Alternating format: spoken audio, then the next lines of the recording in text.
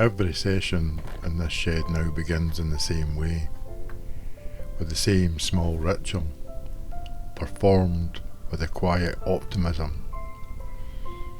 The gun is filled, and the tools are now laid out in an order that will not survive the first hour. And a great deal of this penetrating oil is now applied to things that have not moved for 2 decades.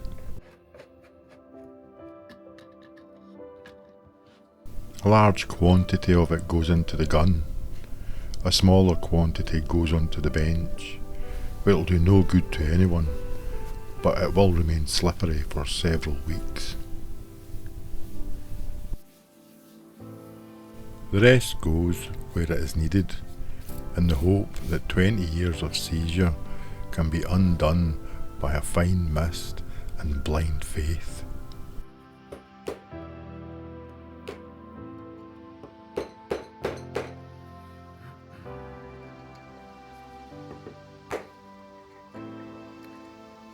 The cotter pin has been holding this nut in place, without complaint or interruption, since 2000. It does not know it's been made redundant. It has to be told.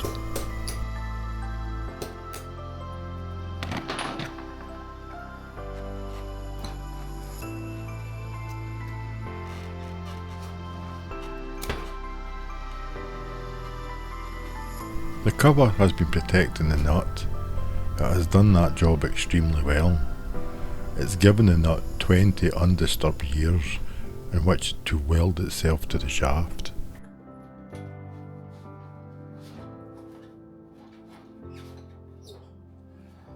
Eventually the nut surrendered, but this footage lies.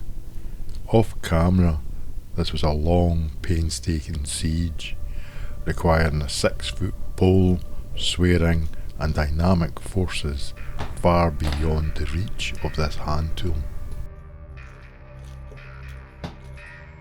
And then, naturally, on camera, the nut wound off like butter wouldn't melt.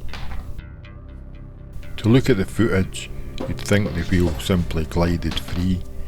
What it emits is 20 minutes of off-camera hostility, profanity, and an obscene amount of violence delivered via a bounce-happy rubber mallet.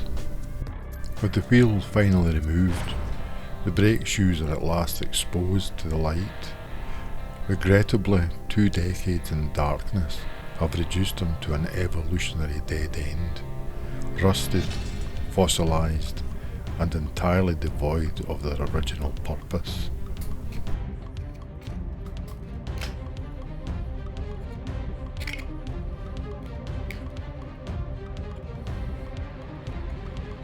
Not only had the shoes surrendered their friction, but they had fused themselves to the pivot pins in a final defiant embrace. In the end, persuasion failed, diplomatic immunity was revoked, and the shoes and pins were forcibly evicted as one single angry piece of steel.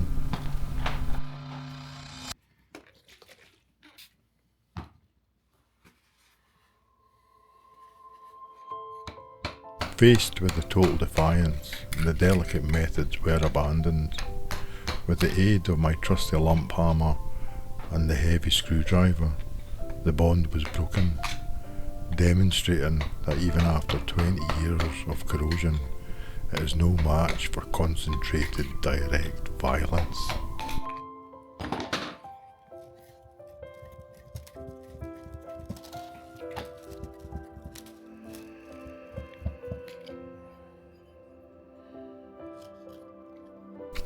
Could I have power washed it first? Absolutely. Did I want to spend 20 minutes fighting a wet flying slurry of grease and oil before I even got the wheel off? Absolutely not. We save the pressure washer when the casings are separated. Meanwhile, the excavation with the screwdriver continues. Honestly, looking at the sheer volume of the black crust on these casings, if it had been left any longer, the oil would have turned to coal.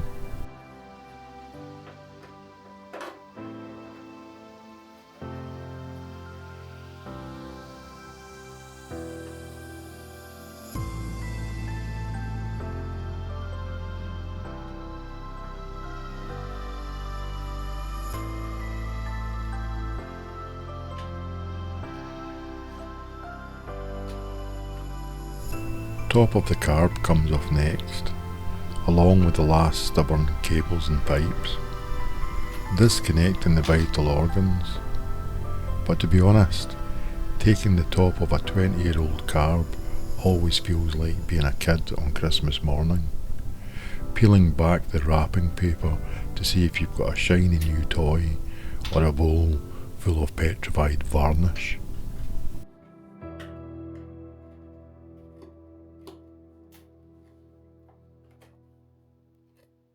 And against all known laws of vintage vehicle restoration, it actually wasn't too bad.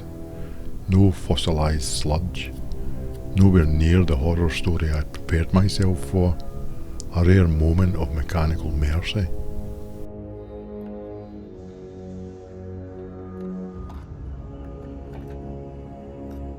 Now we just have the parts of the cables that are left.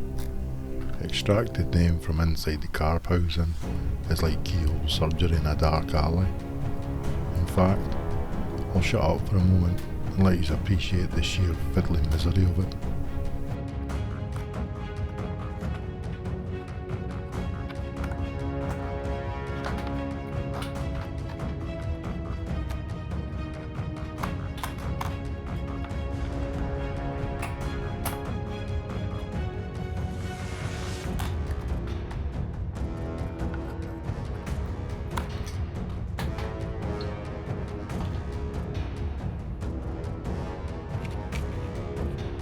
I'll hold this up so you can appreciate it.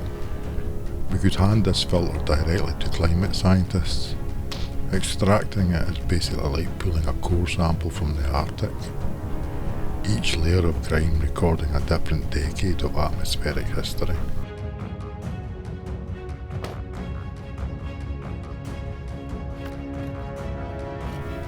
And now for the main event.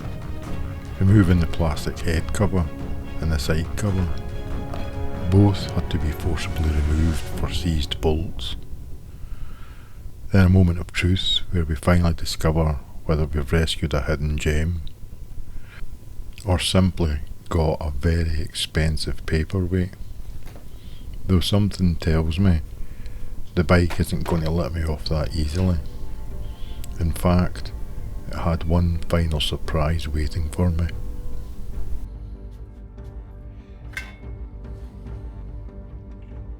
Thread the nuts back on, good practice, apparently. Mostly it stops future me from having a breakdown when it's time to put all this back together.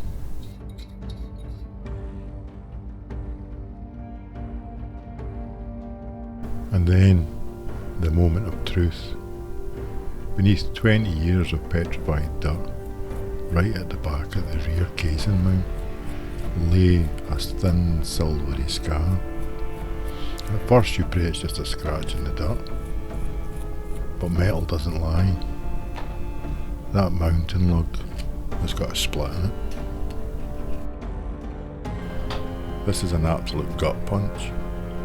Hopefully it's not right through the casing, but where the two halves of this world are supposed to bolt together, this has failed. You see, rust is honest. Rust lives on the surface. You can cut it and you can grind it and you can coax it back. But a crack in the casing, on cast aluminium, that's a different story. Without this proper clamping pressure, this whole casing could be compromised. 20 odd years under a heavy tarp in the dark, and Rip has just delivered his decisive blow. He is not coming quietly into the now. Every stuck hub, every frozen stud, every fused brake shoe was just a skirmish. This was his last line of defiance. I get the distinct impression he just wants to keep sleeping.